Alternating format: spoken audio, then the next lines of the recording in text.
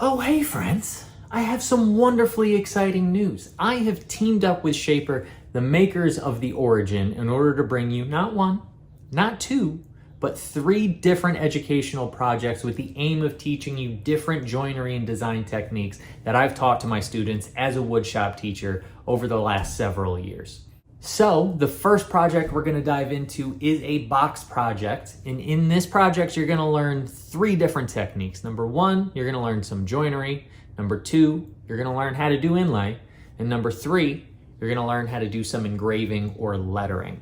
There's a lot of really good foundational skills to be learned even in such a small project like this. So without further ado, let's dive into it. Now, right off the jump, the first thing to discuss is milling. Now, I designed these projects with the shop class in mind, with the classroom in mind, and with middle and high school students at the core. However, if you're in your home shop and you're doing your own milling, I will tell you that I milled all of my components for these boxes to 1/2 inch thick. If you're in the classroom and you want to keep them at 3/4 for the sake of ease when you have 15 or 20 students, that's absolutely acceptable. That's what I would do in my classroom. When you are milling, just make sure that you have everything to the same thickness. Send everything through the thicknesser or the planer simultaneously. And then when you take them over to the table saw, make sure that everything is straight and square. Because when you're using the Origin, everything is going to be referenced off one edge and one end. So make sure you machine accurately. That's the best way to ensure you're going to get accurate results with the Origin later on. So once everything is cut to length, width, thickness, now it's time to dive into joinery. I'm going to get the Origin set up properly, and I'm going to take one of my box sides and double stick it down to the horizontal work surface. Now, if you have multiples, again, if you're doing this with 15 or 20 students, you may want to make a jig where you can have repeatability and not have to use double stick tape every time. You will see me incorporate that later in this video. However, if you're just making one box and you have to do 4 different sides, a little double stick tape is totally fine. Now I'm going to walk you through this once and only once, scanning a new workstation and then setting up my grid. So I input the new scan. I'm going to set my grid to my workpiece, and then I'm going to set the size of my grid to 1/4 inch. And this is important because the thing I'm going to make right now is my rabbet for the top of my box. Now I know my rabbet is 1/4 inch by 1/4 inch. Now I could punch that in using the rectangle tool. I instead am going to use the pen tool. It's just something I prefer doing. I enjoy doing this. So I'm going to start just outside my box, 1/4 inch below, 1/4 inch outside, come all the way across at the 1/4 inch mark, come back down, 1/4 inch outside, 1/4 inch below, and then close my rectangle. And now you'll see when I go ahead to the cut screen, you can see I have a perfect interior 1/4 inch cut. And that took me all of, 18 seconds to do. Bada bing, bada boom, easy peasy. Now it's time to get busy on the actual cut. So here's what I'm going to do. I'm going to set my depth to 1/8 of an inch, my offset to 0.01, and I have a 1/4 inch bit in there. And I'm just going to go ahead and do this in real time so you can see exactly how it works. I'm going to come up, I'm going to take a nice slow pass all the way across and remove 1/8 of an inch. Now, something I need to mention about the Origin. It is a CNC. Yes, it's super accurate, it's super easy to use, but there is, like all tools, some technique involved, some technique to learn. So make sure that you're taking your time and going slow in adjusting to the tool if this is in fact the first project that you're doing with the tool. Especially for a younger student, somebody in middle school, this is a project I would do with my 6th graders easily. Just make sure that they're taking 1/8 inch passes so they're not getting too aggressive and they're having time to adjust to the tool. Then after 2 passes, I'm down at full depth, and then my 3rd and final pass is very simply going to reduce the offset to 0, and that's going to give me that perfect 1/4 inch by 1/4 inch rabbet all the way across.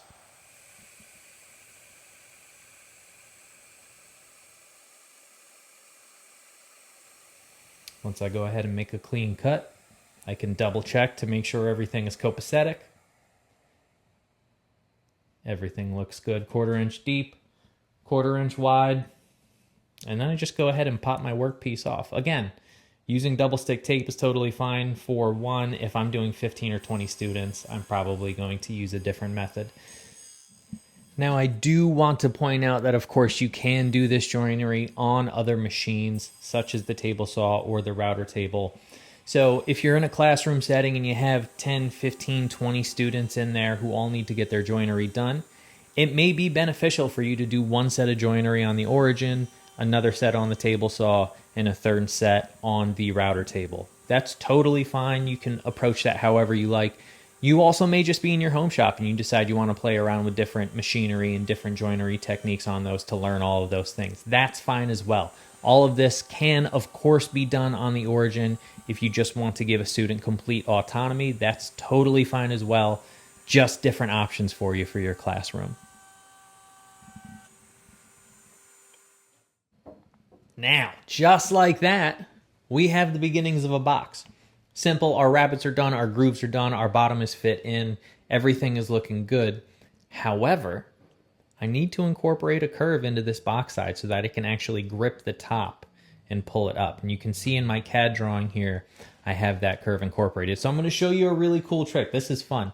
In SketchUp itself, I'm going to take my CAD drawing directly and convert it into an SVG using an extension in SketchUp. So you see I just wrote that SVG file, and then this is going to give me an SVG profile, which I'm just then going to save to my computer. Now, you don't need to learn any of this. I'm going to provide you with the SketchUp files as well as the SVG files already on Tool. But just to show you the process, I upload it directly from my computer into the Shaper Hub, and just like that, it's on Tool, and I can go ahead and get my box side set up. So this is super, super simple to get done. Now, I have this repeatable jig fixture here that I mentioned earlier. This is something I made with the Shaper pretty quickly. So if you have a lot of parts to do, might be something you think about doing. Now back to cutting this curve, something I want to point out is I'm going to cut this at 0.45 depth, which means my box being 1/2 inch thick, I'm going to leave 5/1000 of an inch on the bottom there so that I don't cut into my substrate and damage this jig that I've made. So just something to bear in mind. You can cut all the way through if it's double stuck down, but you can also just leave a little bit of material there to remove later on and save whatever substrate you have underneath. Again, doing an offset of about 0.1 or 0.01 rather, and then taking a final cleanup pass. And just like that, I have a perfectly accurate curve that is identical to the one that I had in SketchUp, rather than needing to go through the rigmarole of making different templates. And then I just take said piece over to the bandsaw and lop off the waste. Now, I did not allow my middle schoolers to use the bandsaw. It's a little too aggressive. I know some folks do. That was a personal call I made. I did allow them to use the scroll saw though, and you can do the exact same thing over on the scroll saw. Now you can remove that extra little bit that's going to be there with a rasp, a file, with some sandpaper, and shape those edges. That's a personal preference. I enjoy doing it that way. You can, of course, also use a flush trim bit and just clean that up and throw a little chamfer on there. So once everything is final sanded, it's time to glue this thing up. And part of what I love about rabbets is the glue up is so simple. This is maybe the easiest joint for a young person or a novice woodworker to really master the glue up on, because it's just a couple of butt joints, basically. It's very, very similar to that. And just get everything lined up and square, throw a few clamps on it, and you call it a day. And this glued up real fast. I think it was maybe about a 5-minute glue up. You can't do much easier than that. Now I admit I have a lot of clamps on here, but I had them lying around, so you might as well use them, you know? Now, while the glue is drying, it's time to dive into some inlay. So welcome to Shaper's online CAD program. This is about the easiest and most intuitive web-based CAD program I've used personally. It's got thousands of preloaded SVGs here for whatever you could possibly want, which is wildly convenient. So take advantage of that for inlays and engravings. But we know I'm doing an Elsa inlay for my 4-year-old niece. So I just punch in Elsa. I size it to whatever I need it to be. Now, in this case, that's 5.5 inches because my box width, my box top is 6 inches wide.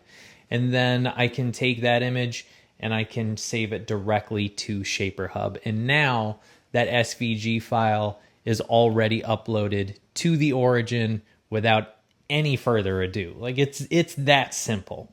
So you can see I just go into the Shaper Hub. I don't even have to upload anything. It's already on there, which is great. Now, if you don't want to do that, don't worry. I'm going to provide you with all the SVGs here. You can see all of them, the Elsa, the Isla. If you have somebody named Isla, you want to do that. The box side I did earlier, and all of the advanced box SVGs. So they'll all be there. Now, when doing an inlay, I'm going to take the positive part and cut that first. So I've got this piece of English sycamore. I'm going to double stick the whole thing down. This is somewhere in the range of 1/8, 3/32 wide, something like that. But the piece underneath is sacrificial because it will get cut into. So just keep that in mind. Make sure you have something underneath that you don't mind getting ruined.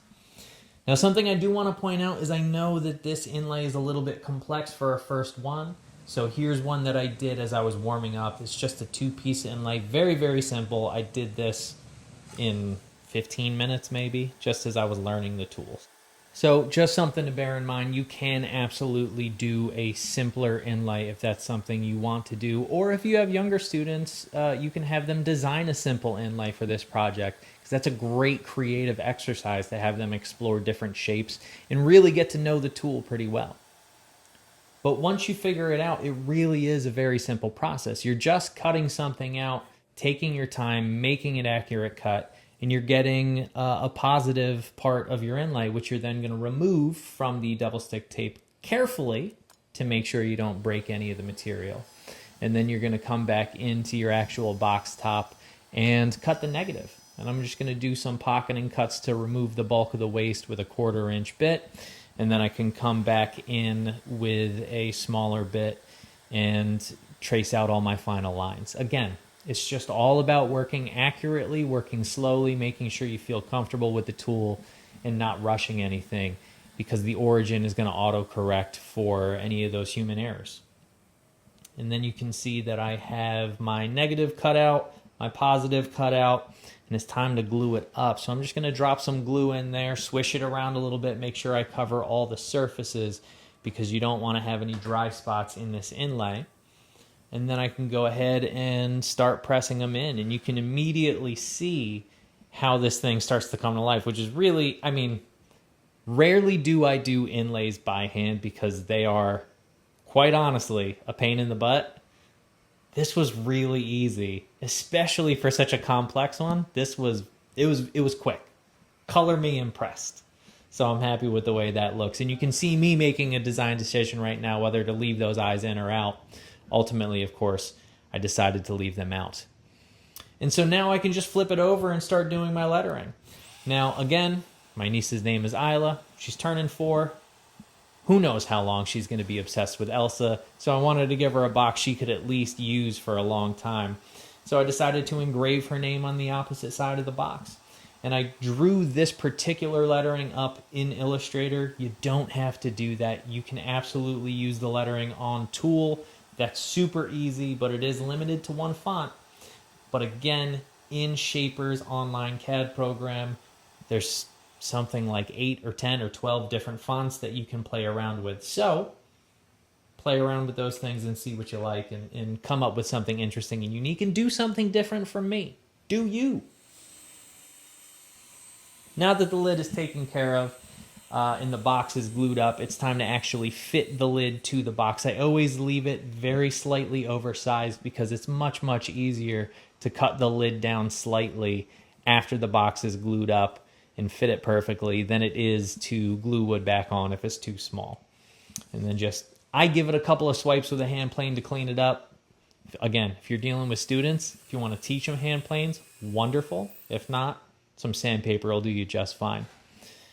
And then I add some brass rod as dowels to this box. 1, because I think it looks nice. 2, because it reinforces the rabbet joint. So here's another excellent example of a design opportunity for students You can use brass rod, you can use dowels, you can use different hardwoods. You can do 3 pins, you can do 6 pins, you can do 2 pins. There's so many different, you can do cascading pins, right? Where you start with a larger diameter and end with a thinner diameter. There's a million different options here that you can play around with. Do something different, explore, see what happens. See if you can come up with something interesting and unique that's different from what I did. Now I do, just so you know, use yellow glue in order to glue these brass pins in. If this was something structural, I would use epoxy, but in this case, they're not load bearing, they're just holding in place. Yellow glue is going to do you just fine if you just sand the brass a little bit. And then at this point, just time to throw some finish on the box. I'm not going to get into finishing in this video. There's plenty of different videos you can use, but use whatever finish you like. Whether that's oil-based, water-based, spray, wipe, whatever makes you smile. The point is, do something simple so you can enjoy the process of making the project. So that, friends, is project number 1. That is simple, but there's a lot going on in there. A lot of good material to kind of learn, mull over, and master. Now, as promised, I want to show you guys some of the techniques I used in box number 2, the walnut box. So should you choose to take on the more advanced project, you have all the information necessary. So let's get back into it.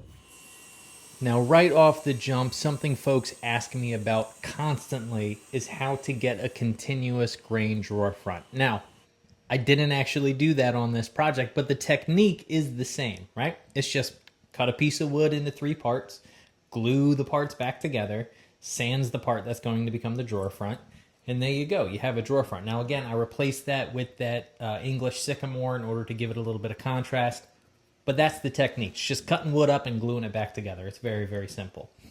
Now, here's something I was really impressed with the Origin, is doing a 90-degree dado. Now, this is something that I do in a lot of my cabinets, just because I'm a little bit of a masochist and I like to do some weird techniques. Normally I would have to do multiple jigs for this, but I could just punch this file into the Origin and cut that 90-degree dado, and in minutes it's done, rather than having multiple jig setups for multiple different pieces. And if you'll notice, that groove is exactly 1/8 of an inch. It's perfect. It's absolutely perfect.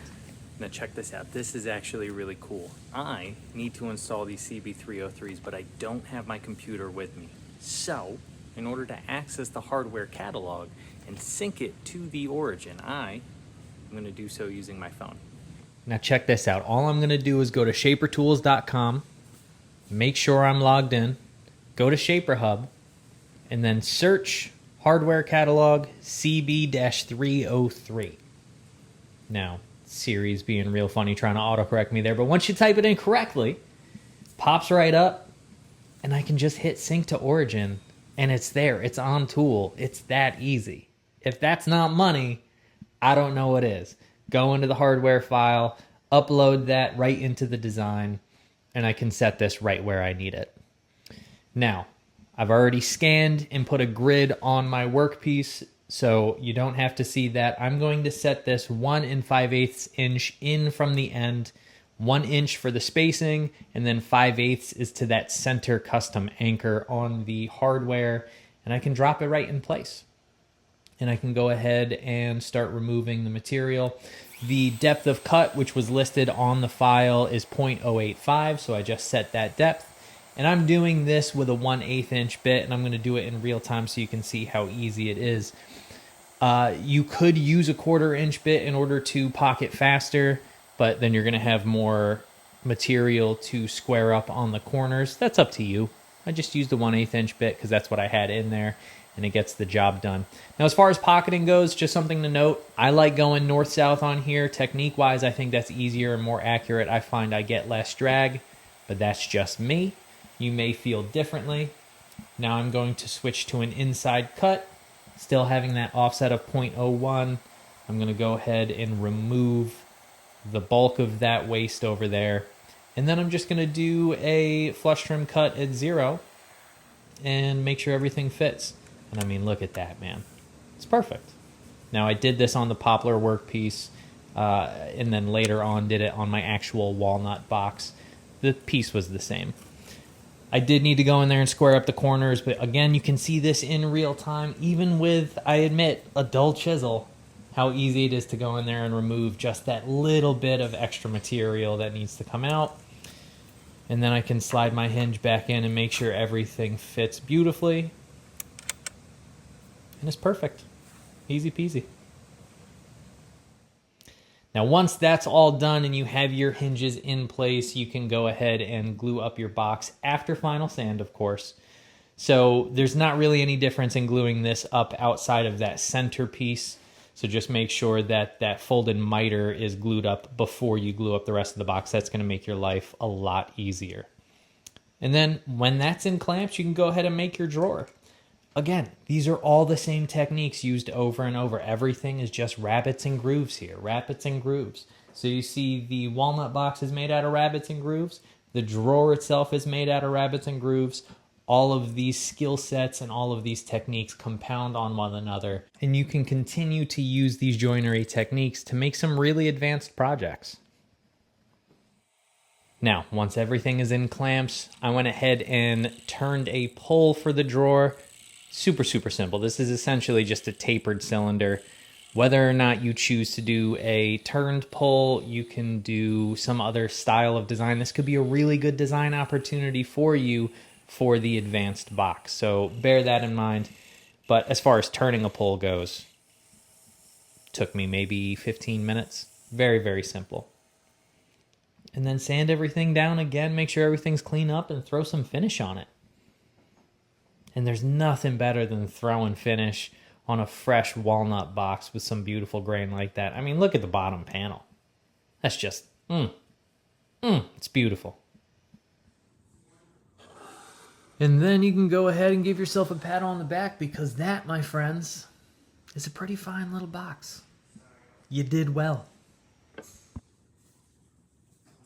And that, as they say, is all she wrote. Now, before we go, I do have a challenge for you, and this is going to be your educational goal for the entirety of the project. I've shown you how to build these two boxes. What I want you to do is to make one design decision that is different from the decision that I made. So, for example, I did an inlay of Elsa on the top of one box. Maybe you do a different inlay. Maybe you do a simpler inlay. Maybe you do a more complex inlay, depending on your level of skill with inlay.